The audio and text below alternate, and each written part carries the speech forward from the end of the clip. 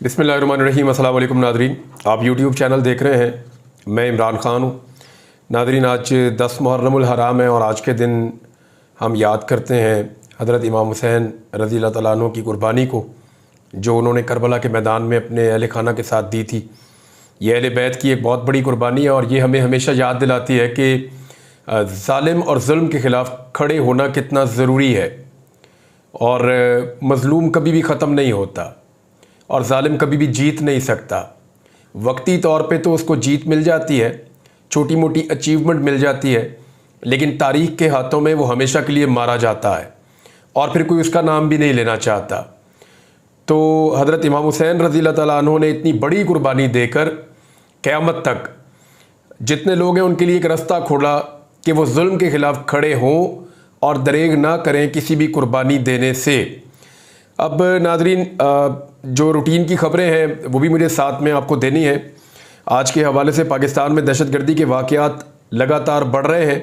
बनू में एक और हमला हुआ है और चेक पोस्ट पे नामालूम अफराद ने फायरिंग की है, जिसमें तमाम अहलकार अब तक की इत्तला के मुताबिक महफूज रहे हैं और पुलिस ने जवाबी हमला किया है और हमलावर जवाबी हमले के नतीजे में फ़रार हो गए हैं। ये जो साउथ डिस्ट्रिक्ट हैं, खैबर पख्तूनख्वा के जो साउथ के एरियाज़ हैं, जिनमें DI खान है, बन्नू है और इससे रिलेटेड या इससे जुड़े हुए दूसरे एरियाज़, वहाँ पे दहशतगर्दी के वाक़यात बढ़ रहे हैं और हुकूमत को अपनी तवज्जो वहाँ लगानी पड़ेगी। रियासत इस वक्त क्या काम कर रही है और इस वक्त रियासत के करने के काम क्या हैं, इसके ऊपर एक वीलॉग मैं करूँगा। हो सकता है नेक्स्ट वीलॉग में इसकी तफसीलात मैं आपके सामने रखूँ। लेकिन जो अब एक डेवलपमेंट है वो ये है कि पाकिस्तान ने अफ़गानिस्तान से एहतजाज किया है। जो बन्नू छावनी के ऊपर एक हमला हुआ था दहशतगर्दों की जानिब से, उस पर अफ़गानिस्तान के सफारत खाने ने, इस्लामाबाद में जो अफ़गानिस्तान का सफारत खाना है, उनके डिप्टी हेड ऑफिस मिशन को वजारत ख़ारजा तलब करके बन्नू छावनी पर दहशतगर्दाना हमले पर सख्त एहतजाज पाकिस्तान ने किया है और अफ़गानिस्तान की हुकूमत पर जोर दिया है कि वो इस मामले की मुकम्मल तहकीकात करे और बन्नू हमले के ज़िम्मेदारों के ख़िलाफ़ फौरी और मौसर कार्रवाई करे, जबकि अफ़गानिस्तान की सरजमीन इस्तेमाल करते हुए पाकिस्तान के ख़िलाफ़ ऐसे हमलों की रोकथाम भी की जाए। तो ये पाकिस्तान की जानिब से अफ़गानिस्तान से एक एहतजाज भी किया गया है। इसके अलावा एक और अहम ख़बर है और वो है पाकिस्तान तहरीक इंसाफ पर लगातार छापे पड़ रहे हैं। 10 मुहर्रम की सुबह यानी आधी रात का वक्त था, सुबह होने वाली थी, तो उस वक्त जमशेद दस्ती के ऊपर एक छापा पड़ा। बड़ी मुश्किल से उन्होंने गिरफ्तारी को अवॉइड किया और वो बता रहे हैं कि बहुत बड़ी तादाद में पुलिस आई थी, उन्होंने हल्ला बोल दिया था, लेकिन जमशेद दस्ती महफूज रहे, गिरफ्तार होने से बच गए। लेकिन बाद में उन्होंने एक वीडियो पैगाम फौरी तौर पे जारी किया और उन्होंने बताया कि वो किन हालात से गुजरे और किस किस्म का दबाव उनके ऊपर डाला जा रहा है। जबकि पाकिस्तान तहरीक इंसाफ ने एक और दावा किया है, यानी जमशेद दस्ती की गिरफ्तारी के लिए पुलिस ने छापा मारा। जफ़र कॉलोनी में उनका घर है और जमशेद दस्ती के अहले खाना और रिश्तेदारों ने शदीद मुज़ाहमत की, जिसकी वजह से पुलिस गिरफ्तार किए बगैर वापस चली गई। जमशेद दस्ती ने अपने बयान में कहा कि तहरीक इंसाफ में शामिल होने के लिए बयान हल्फी जमा करवाने पर मुझे इंतकामी कार्रवाई का इस वक्त निशाना बनाया जा रहा है। जो साबिक स्पीकर कौमी असम्बली हैं असद कैसर, उन्होंने भी दावा किया जमशेद दस्ती के हवाले से और साथ ही साथ उन्होंने एक और ख़बर भी दी। असद कैसर साहब ने कहा कि हमारे MNA मुअज़्ज़म जतोई को उठा लिया गया है। देखिए, इससे पहले पाकिस्तान तहरीक इंसाफ के एक MNA वो भी अगवा हुए हैं और नामालूम अफराद उन्हें उठाकर ले गए थे। साहबजादा अमीर सुल्तान, ये जो है वो जंग से MNA मुंतखब हुए हैं और इनके लिए एहतजाज भी हो रहा है। पाकिस्तान तहरीक इंसाफ आवाज़ भी उठा रही है, लेकिन 4 दिन से अब तक इनका कोई पता नहीं चला। पुलिस का कहना है जी वो हमारे पास नहीं है और अदालत में भी कोई खातिर ख्वाह इंसाफ मिलता हुआ फ़िलहाल नज़र नहीं आ रहा। तो अमीर सुल्तान साहब को कौन उठाकर ले गया, कैसे गायब किया गया, इसके ऊपर अब कौमी असम्बली के अरकान पाकिस्तान तहरीक इंसाफ के ये कह रहे हैं कि वो जाएंगे सुप्रीम कोर्ट और वो इसके ऊपर शोर मचाएंगे और भरपूर एहतजाज करेंगे 11 मुहर्रमुल हराम से। असद कैसर ने कहा कि जी मुअज़्ज़म जतोई के घर पे एंटी करप्शन में छापा मारा है और जमशेद दस्ती के घर पे भी छापा मारा गया। मुअज़्ज़म जतोई को उठाकर ले गए हैं। उन्होंने कहा कि सुप्रीम कोर्ट के फैसले के बाद हुकूमत फस्तायत पर उतर आई है, हम इनका मुकाबला पार्लियामेंट में भी करेंगे और सड़कों पर भी करेंगे। हमें इतना दीवार से ना लगाएं कि कोई और ऑप्शन ना रहे।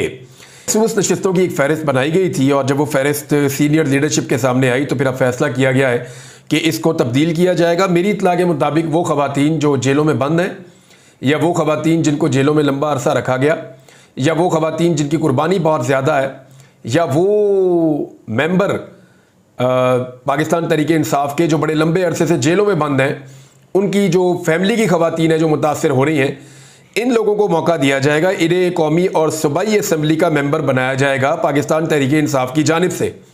तो ये जनाब फैसला पाकिस्तान तहरीक इंसाफ कर रही है। अभी देखते हैं कि इसमें जो नई लिस्ट आती है वो क्या होती है और किस किस्म का फैसला तहरीक इंसाफ की तरफ से सामने आता है। एक स्टेटमेंट जो है वो ख्वाजा साद रफ़ीक साहब ने दिया है, और ये जो स्टेटमेंट है ये बड़ा अजीबोगरीब स्टेटमेंट है। मैं पहले आपको स्टेटमेंट बता देता हूँ, फिर मैं आपको बताता हूँ कि ख्वाजा साहब एक्चुअली क्या कहना चाह रहे हैं। उन्होंने कहा पाकिस्तान तहरीक इंसाफ ने मिलिट्री और जुडिशल एस्टेब्लिशमेंट को रियासत पर मुसल्लत किया। ख्वाजा साद रफ़ीक ने कहा कि पीटीआई को इक़्तिदार की हवस ने पार्लियामेंट को कमज़ोर करके मिलिट्री और जुडिशल एस्टेब्लिशमेंट को फिर से जमहूरियत और रियासत पर मुसल्लत किया, जबकि आपने वफाक, पंजाब और केपी पर फाशिस्ट, करप्ट और नाअहल हुकूमतें वारिद की। साद रफ़ीक साहब का कहना है कि ये पाकिस्तान तहरीक इंसाफ ने किया है कि जो मिलिट्री एस्टेब्लिशमेंट या जुडिशल एस्टेब्लिशमेंट जो है इनको पाकिस्तान के ऊपर दोबारा से रियासत पे पाकिस्तान तहरीक इंसाफ ने मुसल्लत किया। ये ख्वाजा साद रफ़ीक साहब का क्लेम है। तो मैं ज़रा थोड़ा सा दुरुस्ती कर दूं ख्वाजा साद रफ़ीक साहब के स्टेटमेंट के हवाले से। देखिए, ये तो मानने वाली बात है कि कुछ अर्सा पहले तक पाकिस्तान तहरीक इंसाफ की एस्टेब्लिशमेंट के साथ बड़ा अच्छा याराना था, और उस वक्त तहरीक इंसाफ को लगता था कि ये एक पेज जो है ये कभी भी नहीं फटेगा। और लेकिन इसके बावजूद देखिए, इमरान खान 3.5 साल इक़्तिदार में रहे हैं। 2018 के इलेक्शन से पहले के सारे सर्वे उठाएं, इमरान खान ही इक़्तिदार में आ रहे थे, सारे सर्वे यही कह रहे थे। तो वो इक़्तिदार में आ गए, फिर उन्होंने एस्टेब्लिशमेंट के साथ एक अपना वर्किंग रिलेशन बनाया, फिर वो ख़त्म हो गया। लेकिन इमरान खान के खाते में आप पाकिस्तान बनने से लेकर अब तक के सारे जराइम नहीं डाल सकते। अगर कोई एक आदमी पाकिस्तान में अदलिया और मिलिट्री को सियासत के अंदर घसीटने के लिए सबसे ज़्यादा जिम्मेदार है तो वो नवाज शरीफ है। मैं फैक्ट्स आपके सामने रखता हूँ ख्वाजा साहब, इनको आप झुटला कर दिखाएं। नवाज शरीफ के गुनाह तहरीक इंसाफ के खाते में तो आप ना डालें ना। ज़िया-उल हक और जनरल जिलानी के साथ कौन था? नवाज शरीफ था। किसको पहले वज़ीर आला और पहले वज़ीर और फिर वज़ीर आला बनाया गया था? नवाज शरीफ को बनाया गया था। उसके बाद कौन था जिसके लिए IGI ने काम किया? नवाज शरीफ था। एस्टेब्लिशमेंट के साथ मिलकर किसने जुनेजो की पीठ में खंजर घोंपा? नवाज शरीफ था। किसने मोहतरमा बेनज़ीर भुट्टो की 2 मुंतखब हुकूमतें गिराई? नवाज शरीफ ने गिराई। IGI का पैसा किसने इस्तेमाल किया? नवाज शरीफ ने इस्तेमाल किया। मुशर्रफ के तैयारे को भारत में लैंडिंग के लिए मजबूर करने वाला कौन था जो मिलिट्री एस्टेब्लिशमेंट में सियासत कर रहा था कि एक को हटा के दूसरे को मैं ऐसे करके बना दूंगा, और चोरी छुपे काम डाल रहा था, भी खुल के काम भी नहीं कर रहे? तो नवाज शरीफ था। फिर मिलिट्री डिक्टेटर से डील करके पाकिस्तान से बाहर जाने वाला और फिर दोबारा डील करके पाकिस्तान वापस आने वाला कौन था? नवाज शरीफ था। फिर मेमो गेट के अंदर काला कोट पहनकर अदालत में जाने वाला कौन था? नवाज शरीफ था। एस्टेब्लिशमेंट के साथ मिलकर आसिफ अली जरदारी और यूसुफ रज़ा गिलानी के खिलाफ साजिशें करने वाला कौन था? नवाज शरीफ था। अब आ जाए आप अदलिया वाले मामलात पे। अभी मैंने और भी बताना है थोड़ा सा कि अदलिया में आज भी एक ही कॉल सबसे ज़्यादा मशहूर है, और वो जस्टिस क़य्यूम और शहबाज शरीफ के बीच में मशहूर है कि कौन अपनी मर्जी के अदालतों से और जजों से फैसले लेता था? वो नवाज शरीफ था। किसने सुप्रीम कोर्ट ऑफ पाकिस्तान के ऊपर हमला कर दिया जब उनको ऐसा लगा कि अदलिया इंसाफ करने वाली है?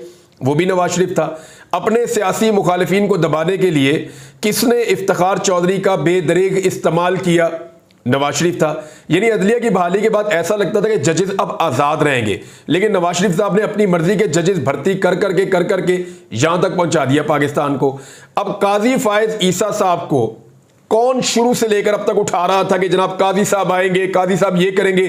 काजी साहब ने बल्ला भी छीन लिया, लेवल प्लेइंग फील्ड पे भी कुछ नहीं किया। जो धांधली हुई 8 फरवरी को, उसका केस भी नहीं सुना। तो जो कुछ काजी फायज ईसा साहब की अदालत ने किया, क्या उसके बेनिफिशियरी नवाज शरीफ नहीं है? एयरपोर्ट पे इंसाफ किसको मिला? नवाज शरीफ को मिला। तो अदलिया को अपने मकासद के लिए सबसे ज्यादा किसने इस्तेमाल किया? सियासत में किसने घसीटा? मियां नवाज शरीफ साहब ने घसीटा। हालांकि नवाज शरीफ साहब के साथ भी ज्यादतियां हुई हैं, लेकिन नवाज शरीफ साहब ने कई गुना ज्यादा ज्यादतियां की हैं। और अगर इमरान खान साहब ने कहीं एस्टेब्लिशमेंट के साथ मिलकर 2 कदम चले हैं ना, तो कम से कम जो उसकी सजा उनको मिली है वो 200 कदम मिली है। यानी इतना बड़ा फर्क है। और नवाज शरीफ ने जो एस्टेब्लिशमेंट के साथ मिलकर, चाहे वो मिलिट्री एस्टेब्लिशमेंट है, चाहे वो जुडिशल एस्टेब्लिशमेंट है। नवाज शरीफ ने इनके साथ मिलकर जो गुनाह कबीरा इस रियासत के साथ या इस मुल्क के साथ किए हैं, उसके बदले में नवाज शरीफ साहब को सजा कोई नहीं मिली, हमेशा उन्हें इक्तदार मिला है। अब जनरल बाजवा साहब को कौन सियासत में घसीट कर लाया? खुद बता रहे हैं, नून लीग के अपने बंदे बता रहे हैं कि जनाब मियां नवाज शरीफ साहब को डील के तहत बाहर भेजा गया था 2019 में, फिर इमरान खान की हुकूमत बनाने के लिए बाकायदा प्लान किया गया था। फिर जनरल मुशर्रफ गवाही दे रहे हैं, पीएमएलएन खुद गवाही दे रही है, उनके अपने बंदे नून लीग के और पीपल्स पार्टी के अब कहना शुरू हो गए कि हमारी गलती थी, हम जनरल बाजवा की बातों में आ गए और हमने इमरान खान की हुकूमत गिरा दी। तो ख्वाजा साद रफीक साहब, ये सारा कुछ आप लोगों ने मिल मिलाकर किया और आप सारे इस गंद का हिस्सा थे, लिहाजा आप एक पार्टी के ऊपर नहीं डाल सकते। आज आप उसकी मकबूलियत से खाइफ हैं इसलिए कि उसने डील नहीं की वापस मुड़ के, तो अगर वो डील कर लेगा तो ख्वाजा साहब वो तो आपकी तरह का हो जाएगा, फिर आपको ठंड पड़ जाएगी। यानी नवाज शरीफ साहब ने और शहबाज शरीफ साहब ने किस तरीके से इक्तदार पर वापस कब्जा किया, कैसे फार्म 47 के तहत, जाली फार्मों के तहत इन्होंने अपनी हुकूमत बनाई। 17 बंदे इनके हैं और हुकूमत इनकी पाकिस्तान में 2/3 अक्सरियत की बनाई जा रही है। ये कैसे हो सकता है? तहरीक इंसाफ का क्लेम है ये 17 सीटें जीते, वो चले 30 जीत गए होंगे, लेकिन 30 सीटों के साथ 2/3 अक्सरियत तो नहीं हो सकती। या आपको अब 224 पूरे हर हाल में करवाए जाए। यहां पे एक स्टेटमेंट है, मुझे याद आ गया, वो स्टेटमेंट दिया है हमाद अजहर साहब ने। जरा ये स्टेटमेंट आप सुने, बड़ा मजेदार है। वो कह रहे हैं जी पाकिस्तान की एस्टेब्लिशमेंट की सादा तरीन ख्वाहिशात कौन सी है? नंबर 1, 17 सीटें जीतने वाले को 2/3 अक्सरियत दे दो। नंबर 2, कोई जज कानून और आइन के मुताबिक फैसला ना दे। नंबर 3, एस्टेब्लिशमेंट मुल्क की सियासत, मईशत और खारजा पॉलिसी को तायुन करे, लेकिन कोई इस पर तनकीद करने की गुस्ताखी ना करे क्योंकि इदारे का वकार मजरूह हो जाता है। नंबर 4, करोड़ों अवाम की राय रद्दी में जाए, सिर्फ एस्टेब्लिशमेंट के 2 या 3 लोगों की राय मुकद्दस है। नंबर 5, एस्टेब्लिशमेंट को अपने नाकदीन के बेडरूम में कैमरे नस्ब करने के लिए रसाई हो और उनके घर वालों को अगवा करके तशद्दुद का इख्तियार हो। नंबर 6, तमाम अरकान असेंबली अपने वोटर को नहीं बल्कि मुक्तदरा को जवाबदेह होंगे। नंबर 7, तमाम मीडिया और सहाफ़ी या तो टाउट बन जाए या मुल्क से दरबदर हो जाएं। नंबर 8, एस्टेब्लिशमेंट को हर 2-3 साल बाद किसी सियासी रहनुमा को गद्दार करार देने और करप्ट सियासतदानों को सदर के ओहदे पर मुसल्लत करने का इख्तियार हो। बस इतनी सी तो ख्वाहिशात है एस्टेब्लिशमेंट की, और अगर इन्हें मान लिया जाए तो मुल्क में इस्तेहकाम भी आ जाएगा और दूध और शहद की नहरें भी बहने लगेंगी। ये स्टेटमेंट है जी हमाद अजहर साहब का। अब मैं आपके सामने कुछ फैक्ट्स हैं, लेकिन मैं नेक्स्ट वीलॉग में रख दूंगा क्योंकि ये बड़े इंपॉर्टेंट फैक्ट्स हैं बिजली के हवाले से, कि हमारी जेब पर कैसे डाका डलता है और ये पैसा कैसे लूट कर किसकी जेब में डाला जाता है। अगली खबर यह है कि पाकिस्तान पीपल्स पार्टी भी यू टर्न ले गई है और तहरीक इंसाफ पर पाबंदी लगाने के हवाले से वो भाग गए हैं। और अब मुराद अली शाह साहब का जो लेटेस्ट स्टेटमेंट है वो ये कहता है कि पीपल्स पार्टी किसी सियासी जमात पर पाबंदी के हक में नहीं है। ये मुराद अली शाह साहब ने कहा। उन्होंने कहा जी इमरान खान साहब को और सियासी जमात को कुछ इकदाम करने होंगे जो वो नहीं कर रहे, लेकिन हम किसी भी सियासी जमात पर पाबंदी लगाने के हक में नहीं हैं और पीटीआई पर पाबंदी के फैसले पर पीपल्स पार्टी से मुशावरत नहीं की गई। तो अब मामला यह है कि पीपल्स पार्टी क्यों पीछे हटी। देखिए, ये एक ऐसी खबर थी जिस पे पूरी दुनिया में नेगेटिव रिएक्शन आया है। ये अपने मुंह से एक दफा तारड़ साहब ने आके बोल तो दिया, लेकिन बाद में पीएमएलएन की अपनी क़यादत ने इसको डिसोन किया। ना सिर्फ पीएमएलएन की अपनी क़यादत ने इसको डिसोन किया बल्कि उनके जितने भी इत्तेहादी हैं उन सब ने भी इसको डिसोन किया। तो ये तो मजाक बनाने वाली बात है। और ये कैसे पाबंदी लगा सकते हैं एक पॉलिटिकल पार्टी पे, और कैसे साबिक सदर पे और वजीर आजम पे आर्टिकल 6 का मुकदमा लगा सकते हैं। ये ख्वाहिशात तो हो सकती हैं, लेकिन ये चीज़ें मुमकिन नहीं है। जमात इस्लामी नाज़रीन एक धरना देने का प्लान कर रही है, जबकि एक धरना इस्लामाबाद में बैठा हुआ है तहरीक लब्बैक का। तहरीक लब्बैक के धरने के मकासद तो बहुत अच्छे हैं और वो कोई ऐसी चीज़ भी नहीं मांग रहे जो हुकूमत दे नहीं सकती, लेकिन मुझे समझ नहीं आ रही कि हुकूमत ने उनको वहाँ बिठाया हुआ क्यों है। हुकूमत को चाहिए कि उनके साथ बात करे, 10 मिनट के अंदर उनके मुतालबात माने और उनको रवाना कर दें वापस, लेकिन ये हो नहीं रहा। अगर ये नहीं हो रहा तो एक्चुअली क्या हो रहा है ये आपको आने वाले दिनों में समझ आ जाएगी कि तहरीक लब्बैक के लोग आए, उन्हें किसी ने रोका भी नहीं, पुलिस उनको प्रोटोकॉल दे रही है, अफसरान उनको कह रहे हैं रिलैक्स करें, और वो लोग रिलैक्स कर रहे हैं। पुलिस वालों के साथ वो सेल्फियाँ बना रहे हैं और इंजॉय करके आके वहाँ पे वो बैठ गए हैं। अब उनके मकासद तो बहुत अच्छे हैं, लेकिन इतने प्रोटोकॉल के साथ ये वाली हुकूमत किसी को आने नहीं देती। ये हुकूमत उनको खुद लेकर भी आई प्रोटोकॉल के साथ, उन्हें लाकर बिठाया भी हुआ है, और अभी उनके साथ कोई इस तरह के मुज़ाकरात करके मामला तय भी नहीं कर रही। तो एक्चुअली इसके अंदर क्या चल रहा है ये आपको आने वाले दिनों में पता चल जाएगा, क्योंकि तहरीके इंसाफ को तो वो नहीं आने दे रहे। वो भी जलसा करना चाहते हैं 27 तारीख को, लेकिन 26 तारीख को जमात इस्लामी ने धरने का ऐलान कर दिया है। और वो ये कहते हैं कि 26 जुलाई को इस्लामाबाद में जमात इस्लामी के धरने की तायीद और हमायत उलमा इकराम ने भी कर दी है। और वो आ रहे हैं जी महंगाई के खिलाफ, वो आ रहे हैं जी सूद के खिलाफ, और बिजली के बिलों के खिलाफ, इन चीज़ों के खिलाफ जमात इस्लामी भी आ रही है। तो 27 तारीख को पाकिस्तान तहरीक इंसाफ भी वहां पे एक जलसा करना चाहती है। तो तब पता चलेगा मौजूदा हुकूमत का, जिन्होंने मुहर्रमुल हराम में एक बहुत बड़े इज्तिमा को फैसिलिटेट करके लाकर बिठाया इस्लामाबाद में, वो 27 तारीख को तहरीक इंसाफ को और जमात इस्लामी को कैसे रोकेंगे। ये है एक बड़ा सवाल, इसका जवाब आपको आने वाले दिनों में मिलेगा और आपको पता भी चलेगा। तक के लिए इतने, अपना ख्याल रखिएगा, अपने इस चैनल का भी। अल्लाह हाफिज़।